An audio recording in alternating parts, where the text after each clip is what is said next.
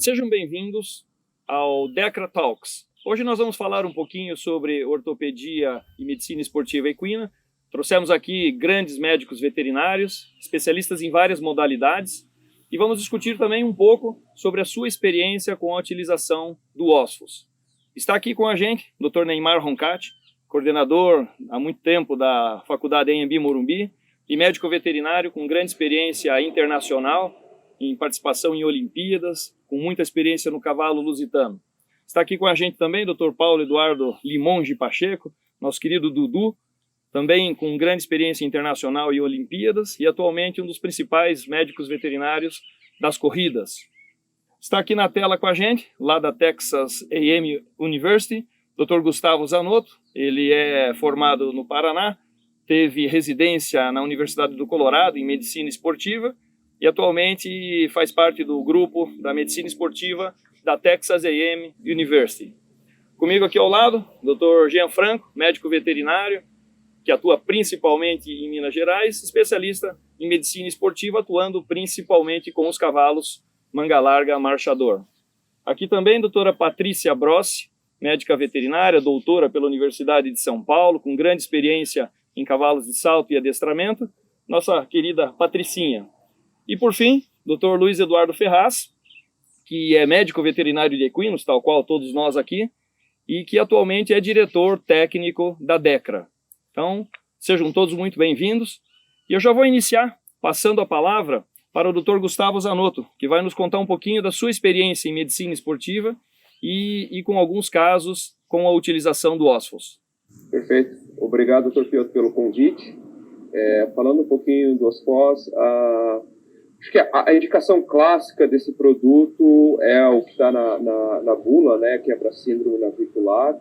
O grande problema de síndrome navicular é que é uma condição muito complexa, tem várias estruturas ali que acabam sendo englobadas e o diagnóstico preciso dela é difícil, porque o bloqueio perineural ele não necessariamente é específico para síndrome navicular. Muitos cavalos que a gente põe aqui na ressonância magnética, a gente vê que bloqueiam ali, tem alterações no osso navicular, mas tem outras condições de tecidos moles no casco. Mas, para mim, o grande uso do Osphus é para a clássica síndrome navicular, degeneração navicular, onde a gente faz a ressonância magnética, vê o edema ósseo bem característico no osso navicular, com aumento das cavidades sinoviais do osso e a perda da distensão entre, né, a cavidade medular e o córtex do osso navicular. Esse, no meu ver, é a indicação clássica, um dos grandes usos que eu faço de Osphus na minha rotina. Mas seguindo a linha de raciocínio, eu faço também uso do Osphus em muitas outras condições onde eu acredito que exista um edema ósseo ou que eu diagnostiquei um edema ósseo baseado na ressonância magnética, e essas indicações incluem desde osteoartrite das articulações intertársicas e tarso-metatarsianas, né, onde eu vejo muito remodelamento ósseo. Alguns desses cavalos vão para a ressonância magnética ou cintilografia óssea, e a gente vê que existe um metabolismo ósseo acelerado. Outras indicações muito semelhantes a essa, eu vejo cavalos com kissing spine, né, o impingimento do processo dorsal das vértebras. É clássico também de colocar na cintilografia óssea, ver a atividade óssea aumentada ali. No raio-x a gente vê as lesões líticas, e eu acho que isso faz sentido dentro do meu entendimento de como essa medicação funciona. Algumas outras condições, cisto subcondral, observa-se também em ressonância magnética, alguns desses casos, o aumento de sinal, né, na ressonância magnética indicando edema ósseo. E o que se sabe na literatura humana é que esse edema ósseo é um dos principais responsáveis pela claudicação desses animais, ou dos humanos, né, pelos sinais de dor, que eu traduzo para a veterinária como um dos principais sinais de claudicação. Semelhante a isso, também a lesões do ligamento suspensor proximal, existe um componente ósseo muito importante. Estudos mostraram que a correlação entre os achados de imagem com a clínica se dá muito pela presença de edema ósseo na inserção do ligamento. Então, também, para mim, faz sentido usar essa medicação em algum desses casos. Então, esse é um apanhado geral de como que eu uso. É uma medicação que eu uso muito como adjuvante na minha terapia. Muito poucas vezes ela é a única terapia que eu uso nos casos, mas ela realmente é uma terapia que tem ajudado muito a manejar condições clínicas que a gente tem acompanhado em cavalos de esportes. Lembrando, eu não trabalho com cavalo de corrida aqui, então algumas das restrições e preocupações que o pessoal do cavalo de corrida tem não fazem parte da minha rotina. Mas esse seria um apanhado geral de como que eu uso o Osfos na minha rotina. Gustavo, aproveitando, então, Sim. vou te fazer já uma pergunta. A gente já estava discutindo sobre isso outro dia. Uhum. A partir do teu tratamento, a partir daquilo que você escolhe, né? A tua observação de melhora, ela é composta mais por imagem, por diagnóstico de imagem de alguma forma, ou ela é mais por observação clínica? Perfeito. Por observação clínica, até onde eu saiba, não existe nenhum estudo que tenha comprovado que o edema ósseo ou uma remodulação óssea significante com o uso de nenhum dos bisfosfonatos que a gente usa na rotina clínica. Então, o que eu observo clinicamente realmente é uma melhora no grau de claudicação, sem necessariamente uma mudança significativa na imagem. Muito bom. Maravilha, Gustavo. Obrigado, então, pelas tuas observações. Agora eu vou abrir aqui para o pessoal. Se nós conseguirmos manter você aqui no ar, vamos discutindo juntos.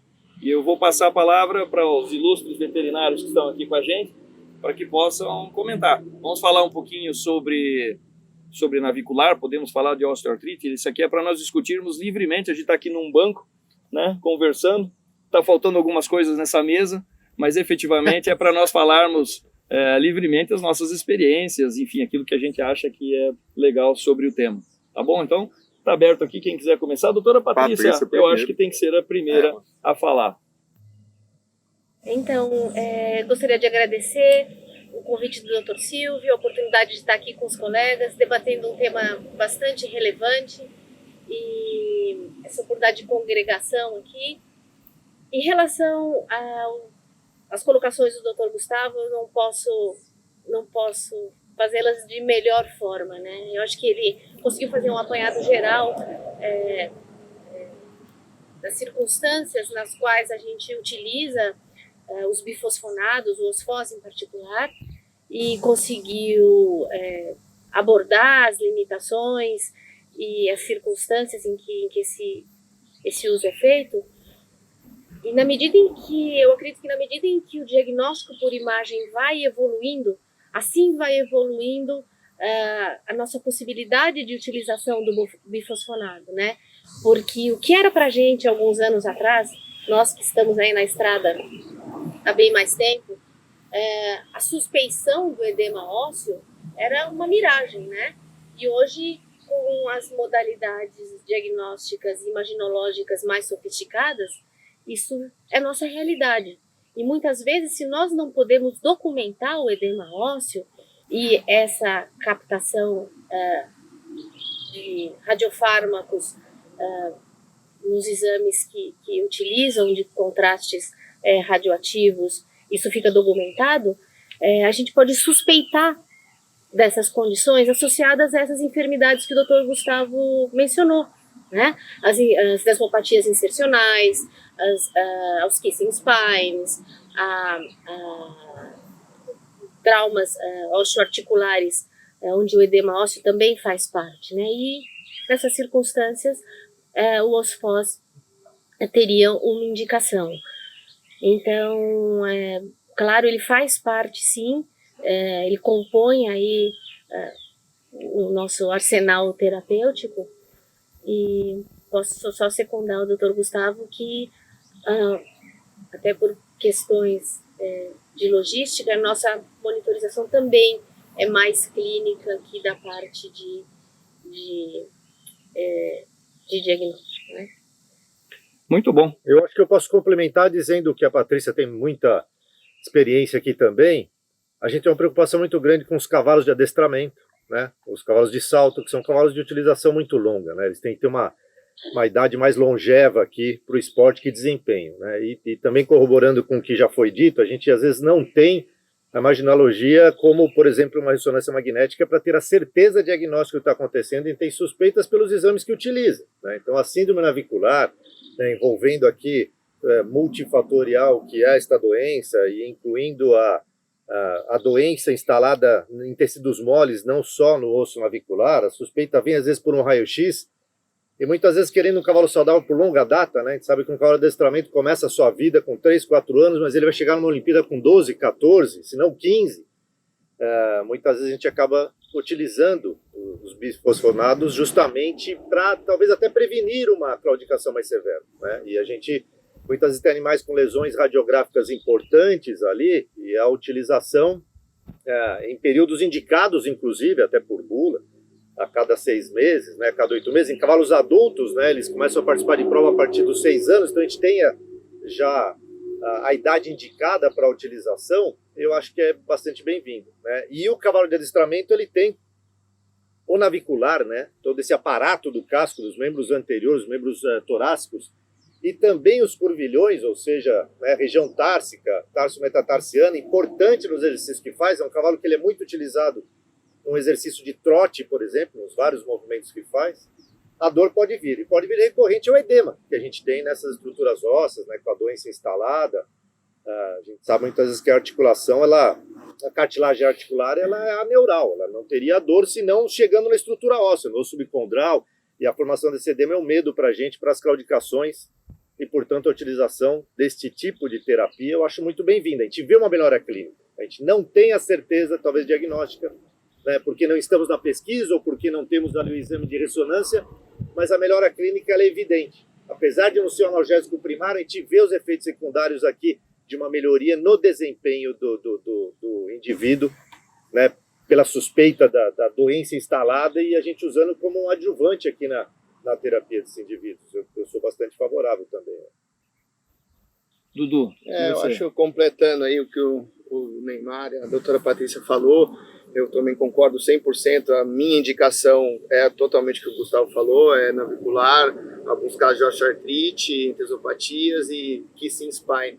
Eu também trabalho muito com a aula de CCE, então junto ao adestramento, mais o salto e mais o cross, então são cavalos extremamente com trabalhos muito intensos, então vão aparecer as lesões.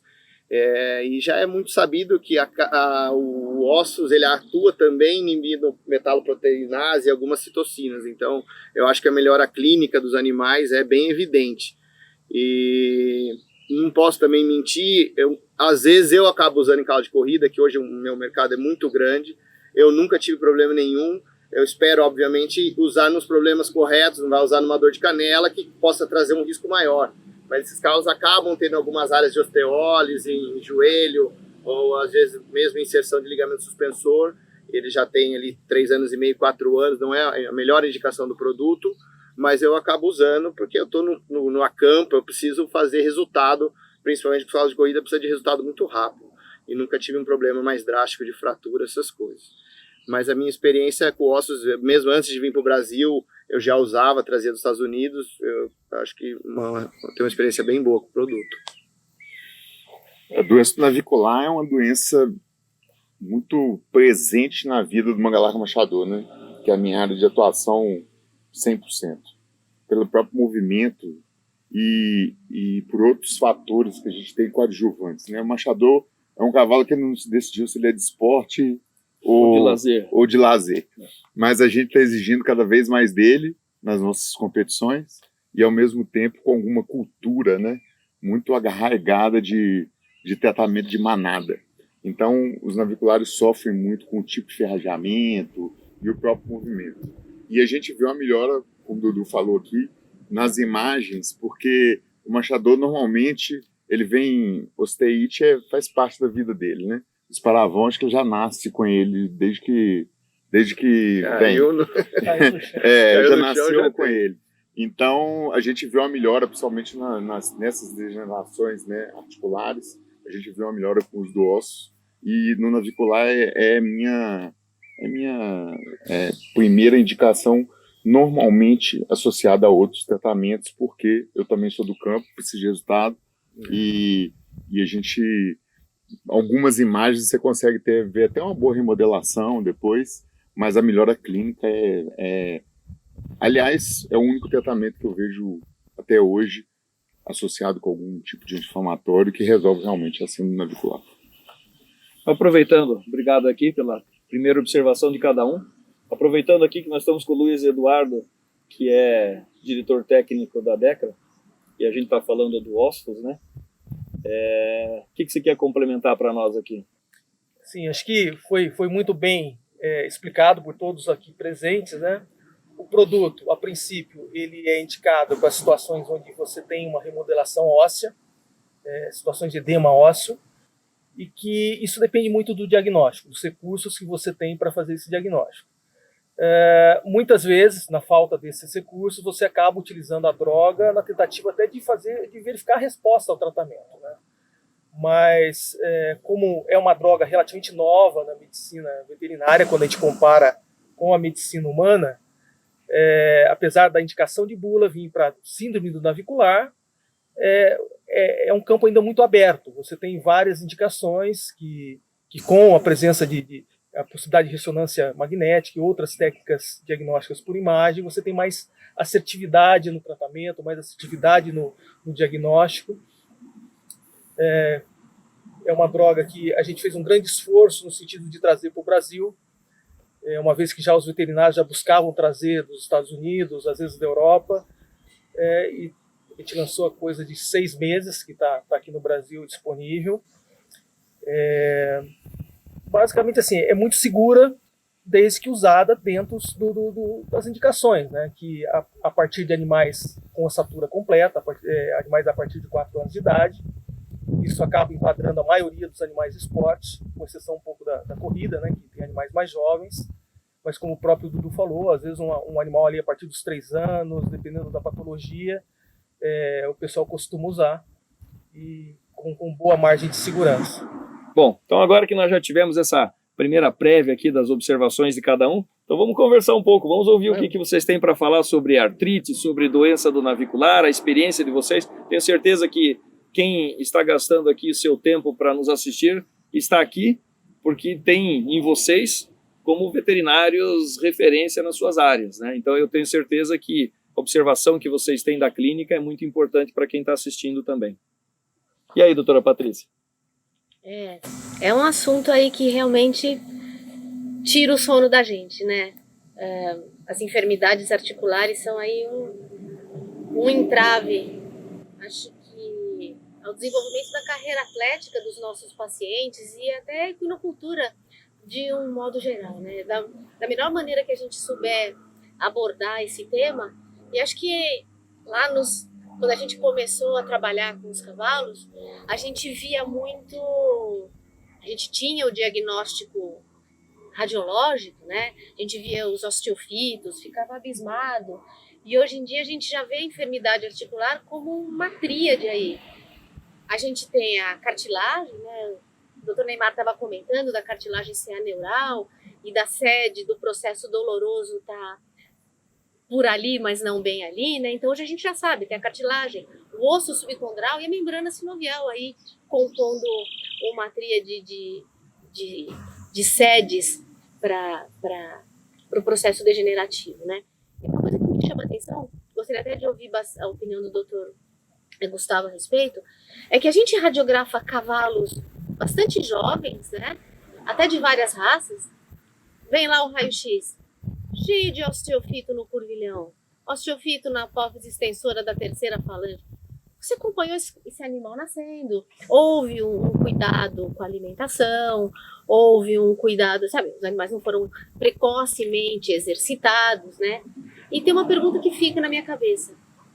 O que tem no desenvolvimento do esqueleto ósseo do cavalo que faz a gente ter esses achados que eu acredito que não existam em outras espécies animais, né? Um animal jovem, em condições normais de temperatura e pressão aí, onde você já encontra esse tipo de que já deprecia o animal de largada. A gente nem começou a carreira atlética, né? Seria um candidato até para a gente usar o OSFOS. Né? A gente está vendo que tem um remodelamento, que tem uma maturação aí do esqueleto acontecendo de uma maneira um pouco fora do previsto. Né? Como vocês veem isso, doutor Gustavo? E aí, doutor Gustavo, conseguiu ouvir a pergunta aí? Sim, perfeito. Bem interessante a pergunta e talvez a resposta não seja tão clara, mas principalmente esses dois locais que você mencionou, né, que é a articulação distal do tarso e a terceira falange, o processo extensor da terceira falange, é interessante que existem algumas variações anatômicas ali que por muitos anos a gente chamou de osteophytes, né? A gente achava que era um osteofito ali, mas é mais uma variação anatômica. Ela acontece no processo extensor da terceira falange. Às vezes tem uns cavalos com um processo extensor da terceira falange um pouquinho mais pontiagudo ali, mas aí você radiografa os dois lados, parecido, e isso tem e não nenhum outro sinal de doença articular naquela articulação. Isso tem sido hoje apontado mais como uma variação anatômica do animal. E na articulação do tarso também acontece, principalmente associado com a inserção do tendão extensor no metatarso. Então, esses casos eu vejo que existem algumas confusões de interpretação da imagem, onde por muitos anos foi chamado de osteofito e hoje está sendo mais considerado simplesmente uma variação anatômica. Eu queria aproveitar. Em relação aos casos, né, digamos assim, realmente... Oi? Pode falar, Gustavo. Não, com relação aos casos realmente doença articular, doença ortopédica juvenil, né, que entraria a osteoartrite juvenil, é difícil dizer o que realmente causa. Se você olhar o diagrama do Dr. Mark Ray, que ele botou em 2008, 2010, que fala, né, a carga normal numa cartilagem anormal pode causar doença articular, ou uma carga anormal numa cartilagem normal. Então, o que eu imagino é que mesmo que esses cavalos tenham tido, sejam novos, não tenham entrado no exercício ainda, por algum motivo, durante o desenvolvimento, eles tiveram uma alteração na formação da cartilagem, a subcondral, e isso alterou, mesmo com uma carga normal, que seria simplesmente o cavalo estar solto, caminhando, leva a uma doença articular juvenil. Esse seria basicamente a minha interpretação desses casos. Eu queria aproveitar até para dizer uma coisa que talvez não fosse preocupação para a gente durante muito tempo, e quando a gente é jovem também, a gente acaba esquecendo disso, mas a gente vinha conversando, eu e a Patrícia, talvez mais velhos aqui, né, Patrícia? A gente fala assim, tem 30 anos de experiência, já tem história para contar. O que acontece é que a gente pensa no desenvolvimento com a força de pressão ambiental, do exercício, no desenvolvimento do animal quando adulto, quando preparado para o exercício. Mas eu me questiono muito sobre a seleção genética, sobre herdabilidade, hereditariedade, que essas lesões também existem, né? Durante muito tempo, nós promovemos na raça lusitana, que é uma raça que eu tenho muito contato, a utilização de um garanhão com andamentos fabulosos, mas que 80% dos descendentes dele já vinham aqui ao exame aos 2, 3 anos, antes da doma até, numa análise com alterações no osso navicular. Tá? Quer dizer, então eu tenho aqui sabidamente uma carga genética importante, uma predisposição que possa existir nessa herdabilidade e talvez até na seleção que a gente não faça, né? Outra coisa que acontece, a gente durante muito tempo, por cerceamento de mercado, né? A gente fazia um raio-x de membros locomotores, distais, né? E não fazia raio-x de coluna. E a gente nunca entendeu o quão existe, quanto a gente acha de kissing spine hoje na coluna dos cavalos lusitanos. A grande maioria, até precocemente, a gente vê alterações e daí a gente tem que saber manejá-las. Mas, né, o quanto disso também já não tem essa carga genética e o desenvolvimento depois com a carga de pressão, como o Gustavo mesmo disse, né, às vezes um ambiente normal, mas com uma força de pressão maior, ou um ambiente já alterado com uma força menor, você pode desenvolver a doença aqui. Então isso é uma coisa que talvez a gente tenha que pensar também na seleção dos nossos animais, né, sem dúvida. e, por sorte, quem sabe no futuro até para utilização de medicamentos, como o próprio Osfos, precocemente, porque ele não tem essa indicação hoje, né? E quando eu pego um animal, como a doutora Patrícia disse, eu nem estou utilizando ele para o esporte ainda, eu já acho a alteração, o que fazer, né? O que eu faço com esse animal para tentar prevenir, porque a gente sabe que o exercício vai inflamar, né? A gente sabe que com esforço físico vai doer, vai inflamar, né? E a gente precisa prevenir essas lesões. E talvez seja talvez seja esse diferencial no puro sangue inglês, né? Que possa ter algum diferencial no uso do Osfos. Porque nós estamos falando de cavalos jovens em início de doma, no salto, no adestramento, né? E o que a gente chama de jovem, para o puro sangue inglês, é um cavalo outra idade. e é um cavalo que está sofrendo maturação esquelética num grau aceleradíssimo, né? O remodelamento em função da carga que está sendo imposta é num grau que nós não estamos imaginando. A repetição de ciclos de impacto nesses cavalos desenvolvendo treinamento de velocidade, nós não temos isso. Talvez o manga larga marchador mimetize isso. E você vê, no manga larga marchador, não sei, você até que eu já falasse alguma coisa, o manga larga marchador é um cavalo onde você vê muita osteoartrite juvenil. Nossa.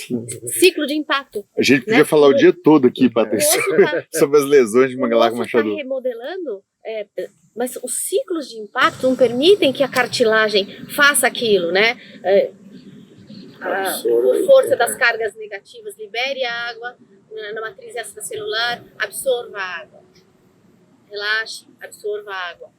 Você interrompe esse metabolismo fisiológico de uma forma onde não há condição do organismo se recuperar. E depois, se a gente for falar mais alguma coisa, além disso que o Dr. Neymar, com muita propriedade, citou da herdabilidade dessas características, hoje a gente tem estudos sobre a nutrição da égua prenha, altamente determinantes com o metabolismo de carboidratos no padrão de expressão de componentes da cartilagem Isso é um articular. agravante no manga larga marchador, porque a parte nutricional da égua prenha hoje no machador silagem de milho Muito rotineiro. Filé. Então você vai em aras, por exemplo, eu tenho aras que não tem nem como você falar, pô, não dá, porque se não der, não come nada. Então, assim, não cria. Então, e você já tem, os potrinhos já saem com lesão articular, já... Assim, eu trabalhei assim, por mais de 15 anos com criação de cavalo de corrida, por sangue inglês. E tem umas coisas que são muito claras. Essa questão da herdabilidade de problemas locomotores é marcante, não só acromos, mas problemas articulares. A curva de crescimento dos potros realmente é muito importante. Os aras que adotam curva de crescimento muito agressiva para ter os potros com 16, 18 meses, com 520 quilos, tem mais problemas do que os aras que adotam uma curva mais suave. Eles, inclusive, operam os cavalos antes também. Opera antes pro jockey. Já leva pronto. E isso daí, assim, eu tinha estatísticas documentadas de todos os aras que eu trabalhava, e os aras que adotavam a curva mais leve, 95% dos potros corriam, tinham vida atlética muito mais longa, número de largadas, tudo em função do tratamento que recebiam, né? E quando a gente fala de nutrição, a gente envolve toda a questão da égua prenhe também, não é só a questão da nutrição dos potros, né? E, infelizmente, nem todo mundo consegue fazer como tem que ser. Quando mais você começa a ampliar muito o número de animais e o uso, o negócio fica mais complicado, realmente. Acho que isso ainda vai mais a fundo. Hoje em dia se fala muito nesses estudos de epigenética, né? Sim. O tanto que a gente está manipulando as coisas, né? O que isso vai trazer numa carreira esportiva? É X, é transferência, é muita manipulação. Sim. Então, eu acredito também que isso aí vai dar uma interferência nesses indivíduos atletas mais para frente. Tem uma outra questão que essa herdabilidade de garanhão é um fato. Porque a gente acompanha também o desenvolvimento da raça, faz acasalamento. E a gente não está, obviamente, não tem um garanhão hoje muito famoso no galarjador, que todo veterinário de ortopedia tinha que dar uma vela para ele todos os dias. Que vai ter serviço, vai ser cliente. Com ele. E aí, o que acontece? Mas houve um paradigma ao longo desses 30 anos de atuação, porque o manchador mudou a vida dele a partir de 97, quando o concurso de marcha passou a ser obrigatório, então o nível de equitação melhorou. Hoje você já vê fisioterapia, que era uma coisa, quando eu comecei, inimaginável de se falar. E então as lesões estão mudando. Antes a parte ligamentar, doença desmito suspensória, era a lesão de cavalo machador. Hoje, pela própria intensidade do movimento, do ciclo, da repetição, a osteoartrite passou a ser o nosso principal conduta, ligado a isso também, a nutrição ruim, ferrageamento muitas vezes muito sem ângulo, né? Acho que é um conjunto de coisas e formas. É o que o Dudu falou, quer dizer, a força de pressão que a gente está fazendo o cavalo Exatamente. sofrer. Um animal que foi selecionado durante 50 milhões de anos, né? Considerando que Darwin estava certo, para pradaria, para sempre se locomover, espaço aberto, alimento, né, melhor, cada vez melhor, a gente criou na equinocultura um problema. Né? A gente trouxe um cavalo para perto de nós, trancou dentro de uma baia, aumentou níveis nutricionais de energia, né, de coisas que a gente sabe que depois vão ter um crescimento excessivo e precoce aqui, trazendo as doenças. Agora a gente tem que consertar tudo isso. Né? E outra coisa, o machador normalmente fecha as epífises mais tarde. Então, você pega cavalo de 3 anos e meio, 4 anos ainda com o processo crescendo. Como lusitano. E tem os criadores hoje que montam, ontem eu estava vivendo uma live, com 18 meses já estão montando. 18 E meses. quando não está montando, né? Se você não levar um potro obeso para a exposição, Não você está ganha. na cerca. Né? Eventualmente você pode até ter uma orientação de um técnico para que você não esbarre nessas questões ligadas à obesidade, ainda mais nos animais jovens, tudo, mas a hora que você levar esse potro na pista, você está na cerca. Não, se né? você for ver os meus cavalos, as associações têm um papel. As associações têm um papel fundamental. Eu acho que o Neymar pode falar um pouco disso. Tem vários studybooks na Europa que o cavalo candidato a garanhão com um grau de navicular X está fora, faca, castrado, por causa dessa questão da herdabilidade. E o que nós estamos fazendo com essa questão da herdabilidade? Patrocinados pela, não é descaso, né, mas pela falta de envolvimento das associações nessas questões de saúde. Nós estamos fomentando isso, né? E o animal gordo tem sido premiado como animal saudável, que não é verdade. A gente já sabe, o padrão endocrinológico que a égua desenvolve na gestação, por conta da alimentação que ela recebe, é o padrão de funcionamento do maquinário endocrinológico que o potro vai ter. Então, propensão à laminite. A síndrome metabólica hoje é realidade. Propensão à laminite e propensão à formação de osteofitos marginais também. Né? A gente vai ver o papel da insulina, do hormônio de tireoide no desenvolvimento dessas lesões, e depois a gente vai correr atrás. E graças a Deus que tem. É uma porcentagem alta. Mas a gente vai né, correr atrás. A gente faz controle de raio-x nos aras, 25% dos pontos vão ter problema radiológico. Então, a gente vai correr atrás. De quem é o prejuízo? Então, nesse ponto, o técnico, a gente tem como responsabilidade informar o proprietário, né, informar o cliente do que está acontecendo ali, né, porque ele está investindo dinheiro na transferência de embrião, ele está investindo dinheiro em N receptoras, ele está investindo dinheiro na ICSI, no sêmen congelado, né? Aonde isso? O que nós vamos fazer com o produto que cair no chão?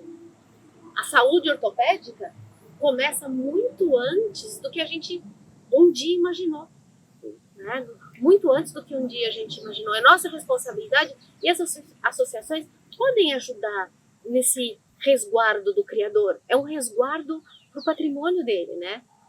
Eu acho que tem que vir um esforço junto aí. Acho que eu queria só voltar um pouquinho no início da conversa. Eu tinha te interrompido. Desculpa, No início da conversa, que a gente começou, a Patrícia perguntando sobre os achados radiológicos, né?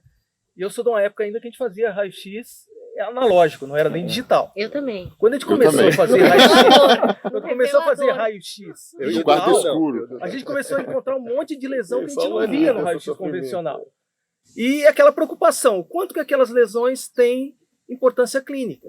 Ainda mais quando a gente vende potro de 2 anos, potro de corrida, o pretexto para devolver já está armado antes do leilão já, o cara já está, eu vou arrematar, mas se tiver algum problema eu vou devolver. É o que temos, né? Então, vamos dizer assim, era sempre uma briga, né, para você convencer o cara, falar, não, mas isso daqui é normal da idade, ou isso aqui não tem uma importância clínica, e quantos animais que devolveram são os bons. E tiveram vida atlética longa, foram grandes animais, então é realmente muito complicado quando você lida com animais muito jovens, né? Eu acho que a Patrícia entrou no assunto, né, da criação, da força que a gente tem aqui sobre animais jovens. O que acontece com o cavalo? O esqueleto do cavalo tem esses problemas, né? E é importante até as associações entrarem. A modelo do que é na Europa, a associação do BH, do Brasileiro de Hipismo, a última exposição que teve para aprovação dos garanhões, eles tinham exame radiológico, estudo radiológico de todos os animais, estavam ali candidatos à aprovação para garanhões, e daí eles perdiam pontos em relação às doenças que já apresentavam.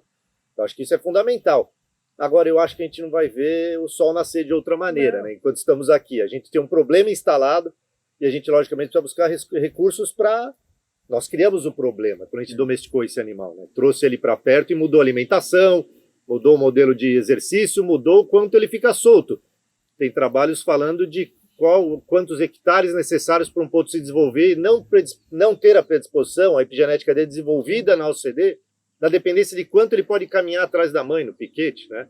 Quão inclinado é. Então, quer dizer, o problema está instalado. Agora a gente fica tentando tratar as doenças. Agora, né? o grande problema do animal de esporte é o seguinte, equivale os expoentes. Não adianta o meu cavalo produzir 100 potros perfeitos do ponto de vista sanitário e serem cavalos medianos. Eu prefiro um que dê 99 aleijado e dê um craque. Desculpa a expressão extrema. Mas o mercado que faz essa... O mercado faz assim. E aí tem um outro problema, né? Só para complementar o que todos falaram aqui, né, doutora Patrícia? Olha, vamos tratar da nutrição, da égua, da epigenética, do espaço para o potro. Aí digamos que você conseguiu realmente fazer isso. Ele vai lá e manca. Ah, não, a criação não, antes de mancar. A criação está perfeita, ele está pronto. Aí o que o homem quer? Quer mais dele. Quer mais dele. Se você fizer tudo certo, talvez dê certo. Mas é o que o Gustavo falou, né? Às vezes você é além do que é suportável. E Gustavo, eu queria perguntar para você dos Kissing Spine, né? Que a gente hoje explora mais aqui, encontra mais, o que você tem encontrado como, né, em relação aos achados imaginológicos e a clínica, né? Que relevância tem? Perfeito. A gente tem encontrado mais, principalmente porque acho que a gente tem procurado mais também, né? Acho que doenças de coluna, alguns anos atrás, não eram tão investigadas como causa de queda de performance em cavalos atletas, e mais a gente vem aprendendo, vem desenvolvendo técnicas de diagnóstico por imagem e entendendo o padrão das doenças. Então, assim, realmente encontra-se mais, e acho que tudo passa-se por uma curva, né? Sempre que você começa a encontrar uma condição anormal, muitas vezes a gente acha que aquela é a única resposta, a única causa, ou aquilo tem que ser clínico. E hoje em dia, acho que já tem... Os achados radiológicos, hoje em dia, não necessariamente correlacionam com a clínica dos animais. A gente vê alguns animais que têm radiograficamente kissing spines e que não têm dor à palpação na coluna. E outros animais, mesmo às vezes sem a clássica definição de kissing spines, ele tem, né, um espaço menor ali e são muito mais clínicos. Então, acho que o que a gente está olhando hoje é aprendendo a saber o que é clínico, o que não é clínico, e diagnosticando, bloqueando, né? Eu bloqueio kissing spines, se eu não tenho certeza se o cavalo está com queda de performance por causa do kissing spines, eu bloqueio o kissing spines, ponho a pessoa para montar o cavalo e a gente vê se a performance melhora ou não melhora. Então, assim, a gente tem que começar a diferenciar. Eu acho bem interessante o comentário que esses pais começaram a ser observado em cavalos de exame de compra, às vezes cavalo até antes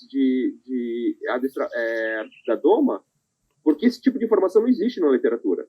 Eu, pelo menos, particularmente, nunca achei nenhum estudo que tenha olhado cavalos antes da doma e acompanhado eles até a atividade atlética plena, para saber se todos os kissing spines são desenvolvidos por causa do manejo ou se tem alguns cavalos que têm alguma variação anatômica, e isso talvez tenha ou não clínica relevância. Talvez a pergunta do Neymar, em função do puro sangue lusitano, esse componente que você citou da raça tem alguma repercussão, e até alguma repercussão que a gente não esteja muito bem avaliando. Meus casos de kissing spines, por exemplo, eu tenho imagens horrorosas em cavalos perfeitamente funcionais, né? E o que eu percebo é que esses cavalos vão bem com o tratamento. Que tratamento? A infiltração com anti-inflamatórios e tratamento fisioterápico passivo e ativo, né?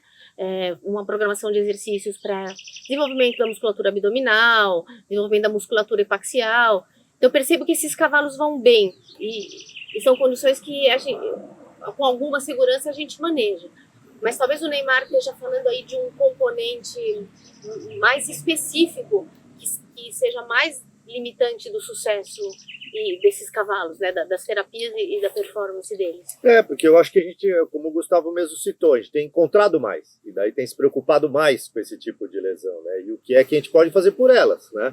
A gente sabe que no Kissing Spine está formando talvez ali uma esclerose, está formando um edema, se ele é doença instalada, né, e vem aqui mais uma recomendação para uma medicação que a gente tem, que talvez possa ter uma atuação nesse tipo de progressão dessa lesão, né, mas é o que o Gustavo mesmo disse, tem muitos trabalhos que a gente ainda não tem em mãos, né, são achados, o animal sequer foi montado ainda, e agora o que eu faço, né, eu posso entrar com modelos aqui preventivos, precocemente de tratamento, eu posso, né, esperar a doença se instalar, a dor ser demonstrada, né, e daí sim tentar tratar, enfim. Eu acho que a gente lida muito mais com a dor, né? A dor é uma situação que é o que chama a atenção do cliente, é o que inviabiliza a atividade, a competição, ou elimina ele de uma competição. Há muitos anos atrás a gente recebeu uma apresentação de um médico que era da Seleção Brasileira de Vôlei. Ele veio dar um curso para nós, uma palestra, e a palestra dele era o tratamento da dor crônica no atleta olímpico humano, ele era da Seleção Olímpica de Vôlei. Aí quando eu liguei para ele para perguntar, falei, olha, eu queria, porque eu tinha indicado ele, por causa disso, amigo do Cassiano Rios, e aí eu queria, eu imagino que você deve ter alguma experiência, algum atleta, né, deve ter dor crônica, vocês devem ter esse tipo de tratamento. Todos. Ele falou, olha, só 100% dos que estão em uma Olimpíada estão em algum momento sendo tratados para dor crônica, de vários níveis diferentes, de infiltrações a terapias físicas e tal. Então, assim, a dor crônica é inevitável, é o esforço repetitivo associado à carga e associado àquele grande problema que é extrapolar o limite, né? Na verdade, o ápice da forma é o princípio da lesão. É o princípio da lesão. Esse é o manejar, né? Empoderar, não está na sua mão. E daí vem uma pergunta aqui, que não é uma pergunta, é apenas para a gente também mostrar a nossa opinião e discutir. Então, nós saímos do navicular, falamos um pouco do como seria o mundo ideal da criação, né? Aí você voltou a falar dos problemas, Neymar. Bom, eu tenho certeza que muita gente gostaria de ouvir o seguinte, então. Qual é a tua receita, vou dizer assim, não receita, o teu tempo, né? Você está ali com o teu cavalo com dor, pode ser navicular, ou então uma osteoartrite de tarso, por exemplo. Qual é o teu tempo? Quer dizer, você vai logo vai pedir uma ressonância, ou você vai primeiro acompanhar por um tempo, você vai logo fazer um ósfos, ou você vai fazer outra terapia antes? Isso tem mais a ver até do que qual droga usa, mas do que quais são os tempos das coisas, os momentos das coisas. Porque tenho certeza, né, Dudu? Na corrida é um e no CCE é outro. Né? A corrida é um dia, no outro dia tem que estar na raia. Então você tem que estar trabalhando no máximo, não tem o que fazer, né? É a questão do cavalo. E aí cai um outro problema, né? Que você complementar a isso, né? Já teve várias situações nos Estados Unidos, acabaram de falar do ósfos agora, mas já teve situações com outros medicamentos similares, já teve problema do shockwave, que tem aquela questão na analgesia que virou uma febre e que foi limitado em algumas modalidades, bom, então tá, o meu tempo é tirar a dor, mas até quando isso aqui está dentro vamos dizer assim, dentro da medicina veterinária e quando passou da veterinária para o doping, vamos chamar assim. O cavalo tem 2 anos, tem que correr logo, mas o produto é para 4 anos, como é que eu faço? Como é que eu faço? Também tem isso. Eu acho que tem uma força de pressão aqui, que é o modelo de relação entre o tutor, né, o equitador, enfim, o proprietário com o cavalo, né, que é muito diferente do cavalo de corrida. Se pega um cavalo de adestramento, o cara está saboreando muito mais dali assim, escuta, tá doendo, vamos melhorar e, né, quando ele pode ficar bom. Porque tem um ciclo olímpico, às vezes, para pensar de 4 anos, tem uma carreira longa, a relação é muito próxima de quem monta com o cavalo, é assim no CCE também, então tem uma proteção muito maior. E a gente fica no meio de um caminho aqui que é, né, o que se pode, né, o fake clean sport, né, o antidoping, pressionando para coisas que podem ou não podem ser realizadas, e o bem-estar animal. Nós queremos curar esse animal, ou pelo menos de maneira paliativa, tirar a dor, porque ninguém merece ter dor, né, os melhoradores, ninguém merece fome, sede, né, expressar o próprio comportamento, ninguém merece ter dor, né? Isso todo mundo pensa e pressiona a gente no bem-estar animal em relação a isso. Então, a pergunta que você faz depende do esporte que a gente trabalha, né? Da pressão do proprietário sobre o resultado ou sobre um animal que vai ficar 15 anos com a família, com ele fazendo o esporte ou não, né? Para a gente pensar o que a gente pode fazer. Se é um tratamento que vai atingir resultados rápidos, se é um tratamento que eu posso evoluir numa melhora mais longínqua e ter esse cavalo por mais tempo, depende do esporte. Né? E a pressão é aquilo lá, né? A pressão não tem pressão nessas outras modalidades, entre aspas, porque se o cara tá prestes a disputar uns Jogos Olímpicos e doeu, exatamente, fala se vira, eu quero meu cavalo na Olimpíada, depois o que vai acontecer, a gente vai tratar com calma depois, mas eu quero meu cavalo lá, então a pressão é muito grande sobre a gente que mexe com medicina esportiva, 100%. Eu acho que depende muito do proprietário. Acho que essa sua pergunta depende única e exclusivamente do proprietário. Porque dentro do... Eu tenho né, alguns aras e varia muito de... Uns que te entendem e outros que querem para amanhã. O que fala assim, irmão, põe lá, depois resolve. Ou aquele que fala assim, pelo amor de Deus. O que acontece se você não vai na Nacional desse ano, que possa prejudicar o bem-estar do irmão. Ele tem um ciclo de um ano. Olimpíadas está falando de 4 anos. Cavalo de corrida, às vezes fala, o cavalo vai correr um derby. É um ano. É uma chance é uma chance da vida, porque o ano que vem ele não pode já correr mais. Não é o mesmo prêmio. Ele não é mais da idade. Mas eu acho que nisso, dentro do que o Jean falou, dentro do conceito de medicina baseada em evidência, que é uma coisa que, assim, eu acho bastante interessante. E não sei nem como o Gustavo vê a aplicação desse conceito aí nas paragens americanas, mas a preferência do cliente dentro da tríade evidência científica, experiência clínica ou a parte clínica e a preferência do cliente como o terceiro ponto de apoio aí desse tripé é fundamental, né? Eu não desejo fazer aquilo que o cliente não quer. Então, eu vou colocar lá, posso colocar o que eu acho, o que nós estamos fazendo aqui, né? Em termos de melhor manejo da dor ou da claudicação, mas o que é que o cliente quer? Sim. É para fazer... que ele paga a conta.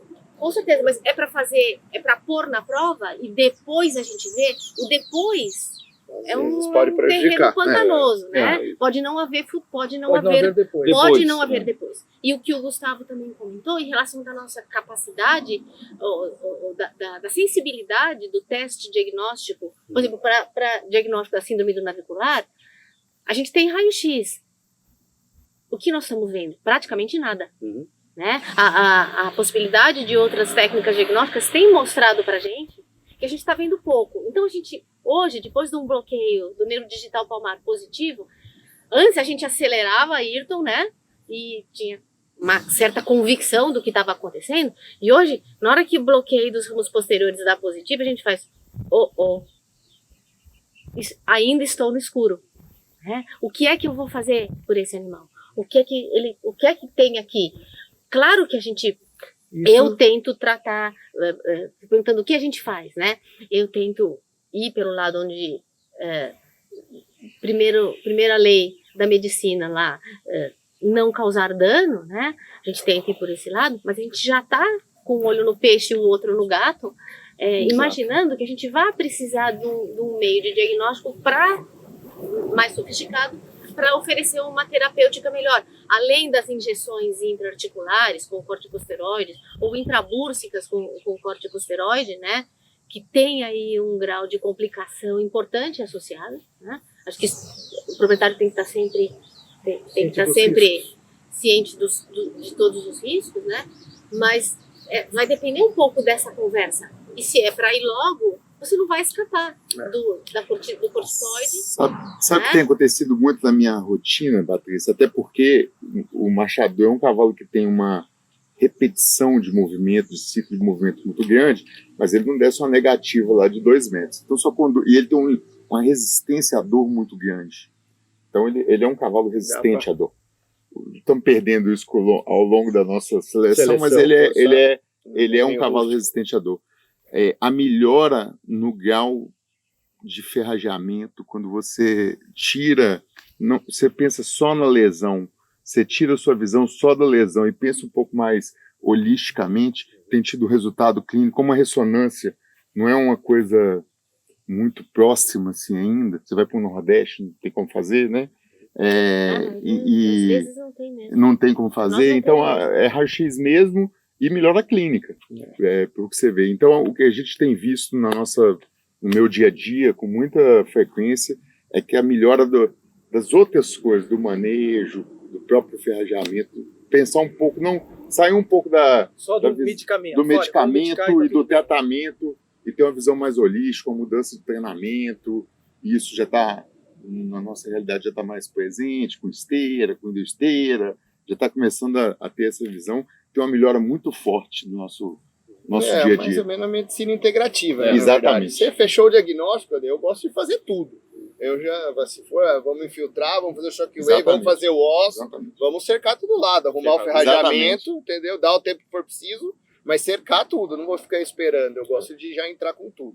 Né? Mas esse é o meu jeito de trabalhar. E interessante também para o bem é que Tamo junto, né? De um tempo para trás, a gente sempre lembrava que eu não via uma rodada de conversa dessa que nós não estivéssemos metendo o pau que não tinha ferrador bom, né? E hoje em dia surgiu uma geração boa, né? O pessoal realmente que estudou mais e se dedicou mais. Colegas, né? Maioria veterinária. Então acabou que era um serviço que era bastante frágil, né?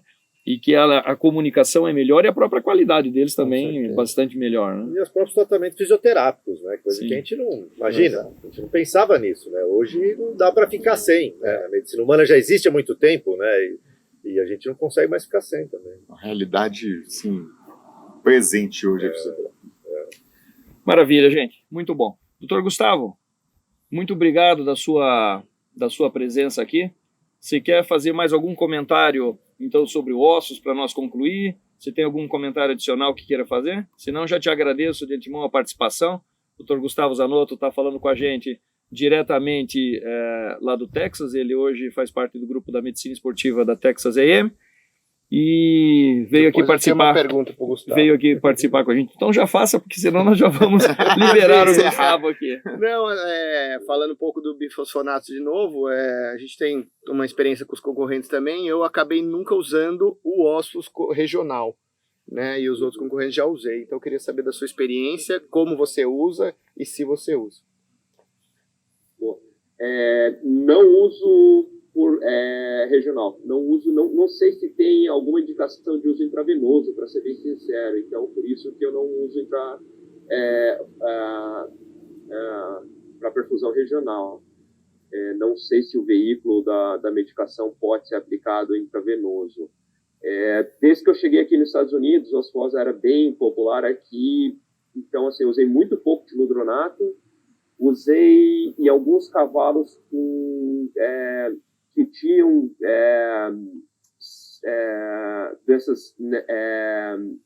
problemas renais, né, que existe uma percepção de risco de qualquer bisfosfonato de talvez ter um efeito nefrotóxico. Apesar disso não ter sido comprovado, ainda não faltam estudos nessa área, mas existe uma percepção. Então, alguns cavalos já com problemas renais, aí eu fiz a perfusão regional, mas fora isso não vejo muito sentido de fazer, porque maiores concentrações do bifosfonato pode ser condrotóxico. Então, eu tenho um pouco de preocupação de fazer a perfusão regional e chegar em concentração muito grande para articulação que possa ser condrotóxico. Então, para mim, faz mais sentido fazer uma aplicação sistêmica, é mais fácil, é mais prático. E foi assim, 95% das vezes que eu uso o osfos e bem confortável com a medicação em geral. Obrigado, Doc. Essa preocupação, eu costumo fazer uma bioquímica renal. Dar uma ureia, uma função renal antes da aplicação, por conta desses relatos, ainda que esporádicos, né? Às vezes o cavalo já tem um problema, sim, até resguarda o medicamento, né? O cavalo já tem um problema, né? E você...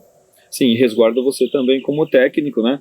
De que você está dando uma coisa que já existe todo um relato da possibilidade, e você optou em dar nesse cavalo, então você também tem um background de um exame que te garanta que você falou, não, eu optei em dar porque eu estou segura que ele está Com em certeza. condições normais. Né? Com certeza. Até nesse lado também tem que pensar.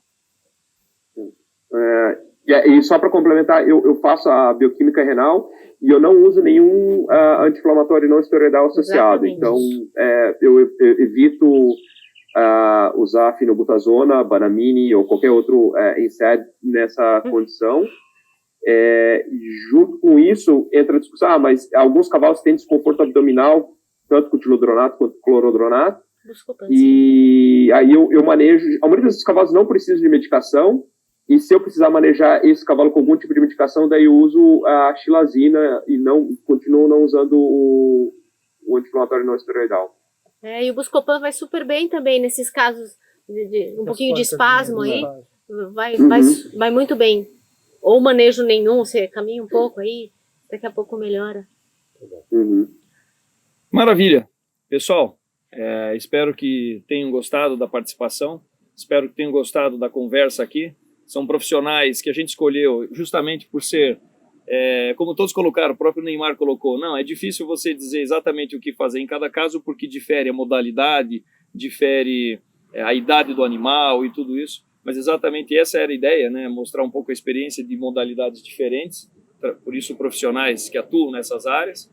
Quero agradecer a disponibilidade de tempo de vocês estar aqui com a gente no Hospital Rondon, da onde nós estamos fazendo essa transmissão. E quero passar a palavra aqui para o Dr. Luiz Eduardo Ferraz, que vai fazer o encerramento em nome da DECRA, como diretor técnico, e já agradeço aí a companhia pela possibilidade de reunir esse time aqui no nosso hospital. Primeiramente, agradecer a oportunidade de estar fazendo esse evento aqui no Hospital Rondon. A presença dos convidados, né, que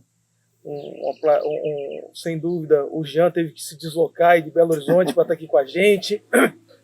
O Gustavo, falando diretamente dos Estados Unidos, e todo mundo aqui, longe ou perto, todo mundo viajou um pouquinho para estar aqui hoje, né? Todo mundo deu a sua parcela de contribuição, de sacrifício para estar aqui, para enriquecer a nossa discussão, que eu acredito que tenha sido bastante proveitosa. Espero que todo mundo possa aproveitar essa discussão. Em nome da DECRA, eu gostaria realmente de agradecer a todos vocês. Muito obrigado.